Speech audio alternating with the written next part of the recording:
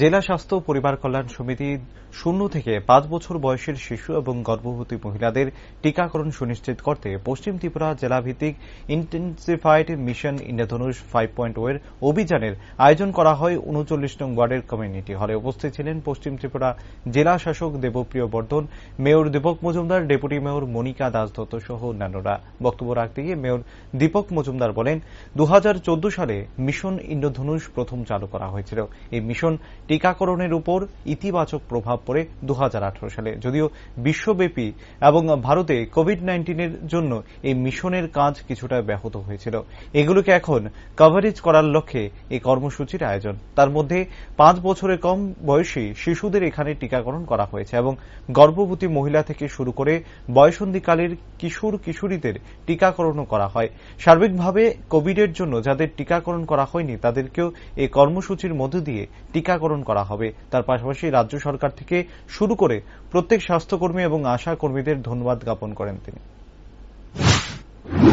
আজকে যে আনুষ্ঠানিক যে অনুষ্ঠান সূচনা হয়েছে সে বিষয়ে পূর্ববর্তী বক্তারা অনেকটাই আলোচনা করেছেন, আমাদের সিএমও সাহেব বিস্তারিত বলেছেন। আমি বলবো যে 2014 সালে ডিসেম্বরে ভারত ইমিউনাইজেশনের কভারেজ উন্নত করার লক্ষ্যে মিশন ইন্দ্রধনু ফ্ল্যাগশিপ প্রোগ্রাম চালু করা হয়েছিল। এই মিশন টিকাকরণের কভারেজের উপর ইতিবাচক প্রভাব দেখেছে 2018 সালে। যদিও বিশ্বব্যাপী এবং ভারত কোভিড-19 জন্য এই মিশনের যে কাজ, যে টিকাকরণ যে প্রোগ্রাম বিভিন্ন পর্যায়ে তা কিছুটা ব্যাহত হয়েছিল। সেইগুলিকে এখন কভারেজ করার জন্য যারা বিশেষ করে 7ম থেকে 5 বছর কম বয়সী যারা শিশুরা, যেমন আজকে এখানে টিকাকরণ করা হয়েছে,